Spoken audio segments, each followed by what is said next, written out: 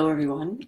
This is Christine. Just wanted to quickly talk to you a little bit more about what I do. But in order for me to do that, I have to educate you guys a little bit to give you an idea so that you have a better understanding how everything works. So the basics of what I do, one of them happens to be acupuncture. The acupuncture that I do, especially when I'm relating to allergies or sensitivities, is laser. I don't use needles. And to make things more complicated, I use a special device. But I'm not going to get there. First, I want to explain acupuncture to you because I think there's a lot of people out there that have heard of acupuncture, maybe even have had some acupuncture done, but nothing's ever been really explained. They just get some needles and sit there and the needles come out and you go home. So I'm going to do a little bit of background and some explanation so that you can understand it. And then following that, I'll do another video just to get into a little bit more detail of the actual technique. But first, background in acupuncture. Okay, so a lot of you may have heard of the acupuncture, or some of you may not. But basically, and this is my personal way of explaining it to people, we are all familiar with, we have arteries, we have veins, we have something called a lymphatic system, which is very important for helping remove debris that's situated in the body. Okay, I have someone asking me a question about acupuncture work on high mass blood cell allergies. Okay, maybe, and I think this is Janine. So what I need to do is let me talk to you separately. Maybe you can message me and we can have a chat about that separately, because when you're talking about blood cell allergies, I just need to get a little bit more background to get an understanding, because acupuncture works on different levels, and maybe you'll understand once I get through this part. Okay, so like I was saying, we do have arteries and veins in the lymphatic system, and they are pathways that run through, like, our arms, our legs, to and from our heart. Acupuncture is just another pathway. So with acupuncture, we have roadways, but they're invisible. So by being invisible, you can't see them. But they do exist. And medically, they've actually realized that they do exist. They just don't understand the pathways. So for example, if somebody has had a test where you have to take some sort of radioactive, I don't know, they call it like barium swallow or anything like that, so that they can trace something when it's moving through your body. What they've done with acupuncture is these pathways, they've been able to put some of that at the starting point of one of the pathways and trace it all the way through to the ending point of the pathway, so that they know that the channel and the pathway is there. They just physically can't see it. If you were to cut someone in half, you wouldn't see it. So anyways, got my little cheat sheet and my little notes here. For example, these pathways, there is one for each organ. For example, you have a heart, lung, stomach, spleen, liver, kidney, gallbladder. They all have a pathway. So, for example, the lung pathway happens to start right about here. And it actually, and I'm backwards here, but it travels down your arm and it happens to finish off by the nail bed on your thumb. That's the lung pathway. The heart, again, we only have one heart, but everything is bilateral on both sides in terms of acupuncture.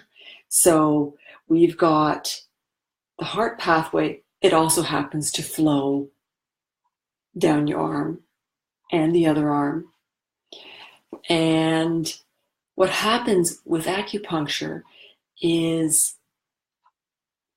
they are channels of energy that flow, or what's known as qi in Chinese medicine. So that's your qi that's flowing. And what happens is when these pathways, and they're called meridians or channels, when they get blocked, then people start to have symptoms. The most typical symptom that people are familiar with is pain, and most people go and have acupuncture done to help alleviate pain. So as a common example, people have neck pain, lower back pain, or their knees, or their ankles, that sort of thing. So when you have pain or when you have symptoms, that's just an indication that the channels are becoming blocked or congested. So another example I like to use, normally we all have a vacuum of some kind in our house. And when you're vacuuming, when the vacuum bag gets full and you try to vacuum, you're no longer able to pick up anything else from the floor. It's just not, there's no more suction, there's nothing working. So then the vacuum stops functioning the way it should, right? Or if your car is driving on a highway, when there's a traffic jam or an accident, the traffic can't flow. So you need to think of acupuncture the same way.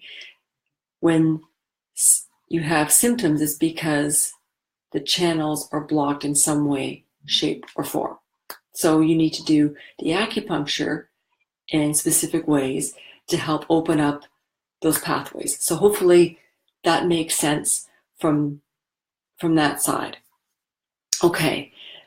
Let me see what else here. I don't want to get into too much detail. Okay, so there are some things that acupuncture is well known for, and again, pain is one of them. But I'll just give you another example of what acupuncture can be used for that people wouldn't necessarily even think about. So, sometimes when you're starting to come down with a cold or a cough, so you've got that virus, or as the Chinese would say, a pathogen that's starting to enter your body.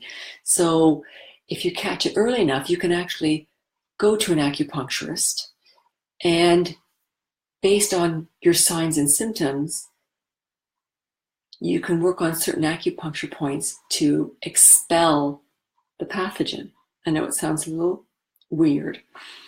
And the way with acupuncture, the way it works is they define pathogens in a different way. So you can have a pathogen that is wind-based, hot, cold, dry, damp, or another one that they call the summer heat. So those are some of the various forms of pathogens that can enter the body. Again, when you're getting a cold, for example, you might have more of a fever. Other times you might have more chills, right? So that will indicate whether the pathogen that's entering your body is more heat-based or more cold-based. So hopefully that makes a little bit more sense. In terms of another pathogen, wind, sometimes that's a little bit tricky to understand. But if you've ever been out and about or sleeping and you've caught a draft and you start to get a really stiff and sore neck, that would be literally wind invading that area. So there's actually acupuncture points to expel wind. So that's a background in acupuncture. And the other information that's important with acupuncture is you can have, you have your qi, which is the energy that's flowing through the body, but there's also blood.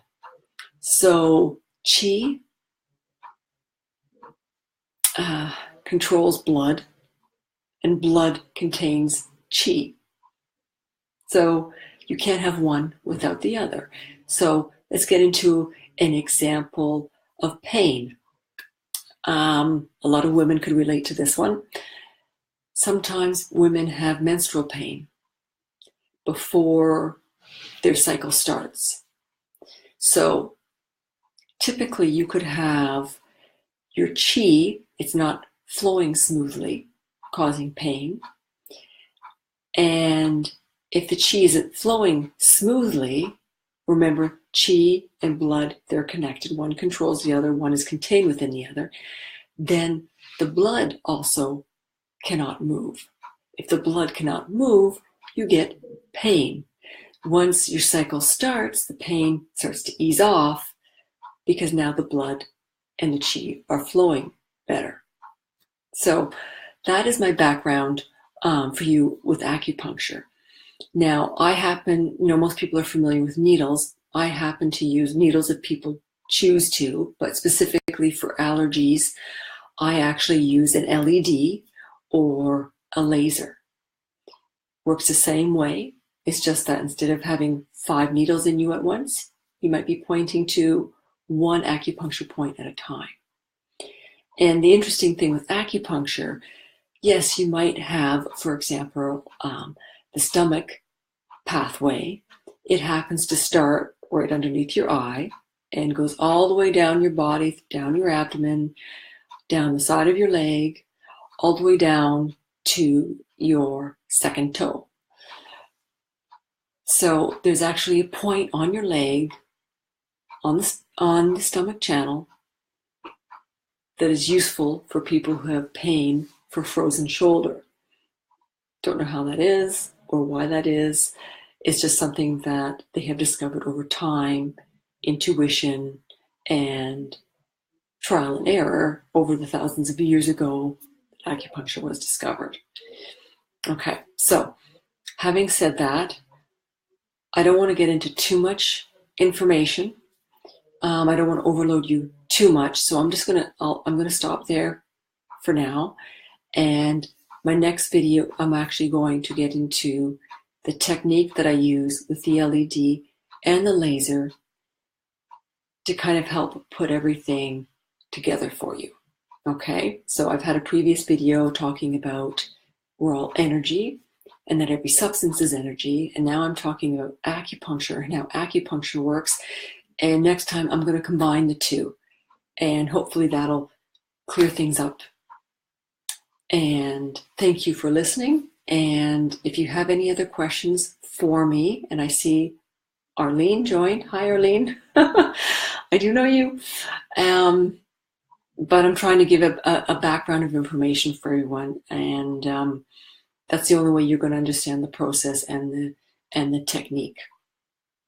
And just as a side note, when people do have menstrual problems and they have pain before the period, yes, it's normal that a lot of people experience that, but it's not normal to have that. We shouldn't be having that. So just as a heads up for people to consider the next time. So it is now 8:45, and believe it or not, I have yet to have my dinner. So I'm going to do that, and I will talk to you later, and message me if you have any questions. Thanks. Bye-bye.